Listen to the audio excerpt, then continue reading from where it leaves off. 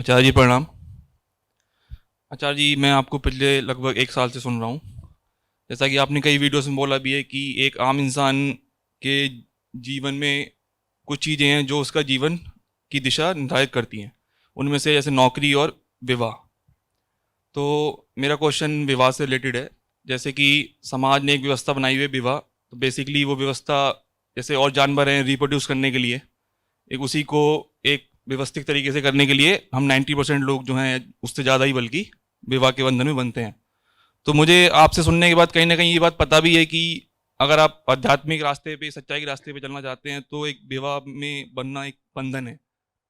But अगर एक किसी इंसान को विवाह में, मतलब इस वैवाहिक जीवन में जाना भी है, तो खुद को और अपने जीवन साथी में क्या पात्रता देखनी चाहिए जिससे कि एक वो सच्चाई के रास्ते पे भी चल सके। और तुम्हारे जीवन साथी को भी विवाह से उतनी ही अरुचि होनी चाहिए जितनी तुम्हें है। शादी तब करो जब शादी ना उसे करनी हो ना तुम्हें करनी हो। तुम बोलो करनी है, वो बोले नहीं करनी है, वो बोले करनी है, तब तुम बोल दो नहीं करनी है। जब दोनों बिल्कुल हट करके बोल रहे हो नहीं करनी है, नहीं करनी है, नहीं करनी है, तब करो।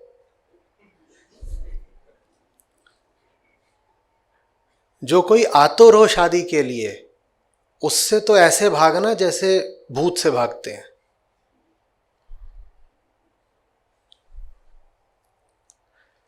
मुझे देखो, बिल्कुल कोई समस्या नहीं है विवाह वगैरह से, ठीक है, बहुत बार बोल चुका हूं।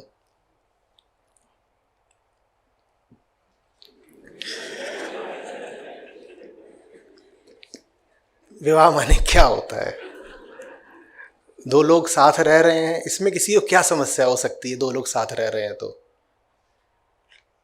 दो लोग साथ रह रहे हैं तो रह रहे हैं, उसमें क्या समस्या था? उसमें रहने के लिए तुमने कुछ कहीं जा करके साइन कर दिया है, तुमने आग के फेरे वगैरह ले लिए, मर्जी है, आग के ऐसे ही फेरे ले सकते हो, बोन फेरे फेरे ले लो, उसमें कुछ नहीं। तो उसमें कोई ऐसा अपराध नहीं हो गया, दो लोग साथ रह रहे हैं तो।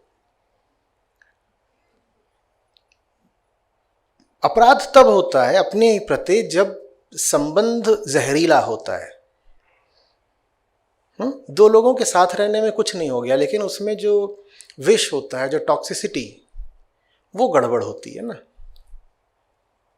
और जिस तरीके से हमने उस संस्था को परिभाषित किया है, बड़ी संभावना रहती है कि वो संस्था और उससे उठता संबंध जहरीला हो जाएगा। मैं उसके विरुद्ध हूं। अध्यात्म का काम है तुम्हें कष्ट से मुक्ति दिलाना, ठीक? सिर्फ यही उद्देश्य है ना अध्यात्म का। तुम्हारा अपना भी क्या उद्देश्य है जीवन में? कौन हो तुम? अतृप्त चेतना। तो तुम्हारा अपना भी क्या उद्देश्य है जीवन में? अपनी अतृप्ति से मुक्ति पाना।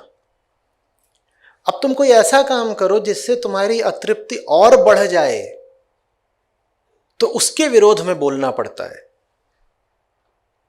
विवाह के विरोध में नहीं बोला जाता। तुम ऐसा विवाह कर लो जो तुम्हें आत्मिक तृप्ति देता हो, बहुत अच्छी बात है। ढूंढो ऐसा साथी, ऐसा साथी ढूंढो जो तुम्हारे जीवन में हो ही इसीलिए कि तुम्हारी चेतना का उद्धार हो। उसके तो पीछे पड़ के कर लो उससे शादी, लेकिन वैसा पहले साथी ढूंढो। किसको पसंद है अपनी जिंदगी में मुसीबत आमंत्रित करना? किसको पसंद है? किसी को नहीं ना। तो मत करो, यही तो कह रहा हूं। तुम किसी को भी पकड़ करके अपने घर में ले आते हो, अपने कमरे में ले आते हो, ये क्या है? क्यों करते हो? कुछ होश दिखाओगे, थोड़ा सा कुछ विवेक, डिस्क्रिशन होगा या किसी के साथ भी, और फिर उसका जो परिणाम है वो खुद ही भुगतोगे।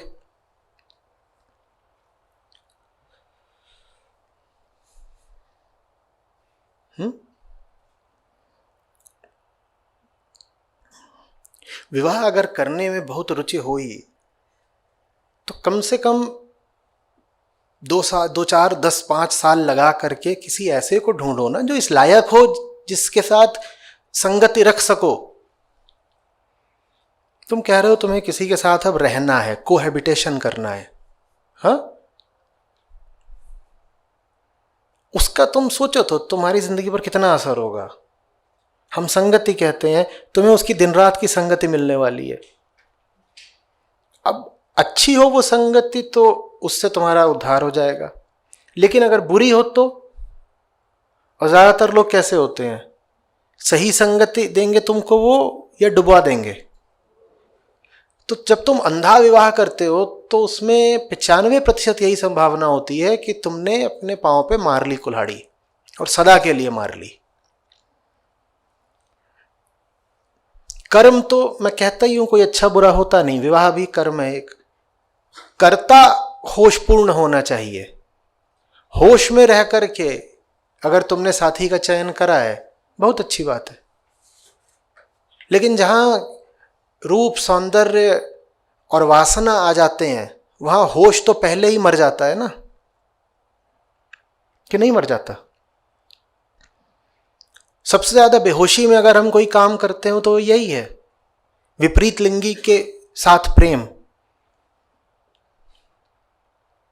बोलते भी हैं फॉलिंग इन लव। इतने बेहोश थे, गिर गए, और ऐसी जगह गिरे हैं कतई बदबूदार गटर की कोई बाहर निकालने को भी तैयार नहीं है। और धर्म और कानून ने उस गटर के ऊपर लोहे का ढक्कन लगा दिया है, चाहो भी तो अब बाहर निकल नहीं सकते।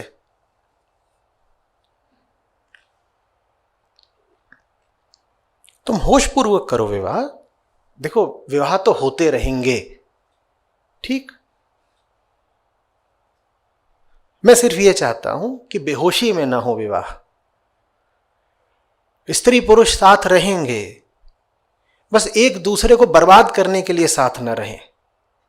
ऐसे एक साथ रहो कि दोनों के लिए अच्छा हो, दोनों का कल्याण हो।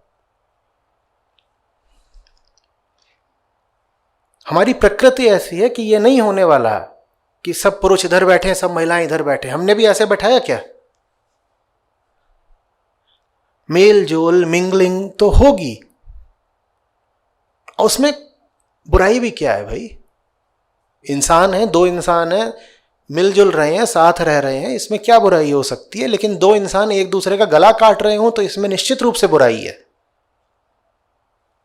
ऐसा विवाह मत करो, ऐसा साथी मत चुनो जो तुम्हारे आध्यात्मिक अस्तित्व का गला ही काट दे। बस ये। समय लगाओ। पहली बात तो जल्दबाजी मत करो, कम से कम कुछ साल लगाओ चुनाव करने में। धीरे धीरे धीरे धीरे जांचो, परखो, देखो। उम्र बढ़ने दो, जल्दी मत करो। 22-24 कोई उम्र नहीं होती, कम से कम 30-35 तो पार होने दो। हंस क्या रहे? आपको आता क्या है 22, 24, 27, 28 में कि आप जीवन साथी का चयन कर लेंगे? कपड़ों का ठीक से चयन करना आता नहीं, नौकरी का ठीक से चयन करना आता नहीं। कोई कह दे जाओ मोजे खरीद लाओ, उसका ठीक से चयन नहीं कर पाओगे।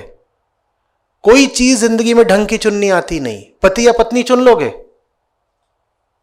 तो वक्त लगाओ थोड़ा, कम से कम मैं कह रहा हूं 30-35 पार हो जाओ। और अच्छा है अगर 40-45 पार हो जाओ।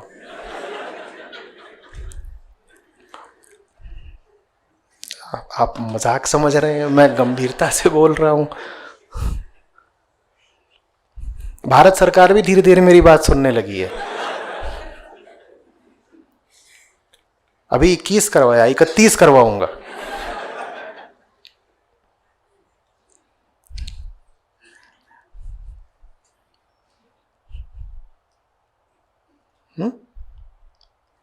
कोई बुराई नहीं है, कोई बुराई नहीं है। मैं विवाह के पक्ष में हूं ऑफिशियली।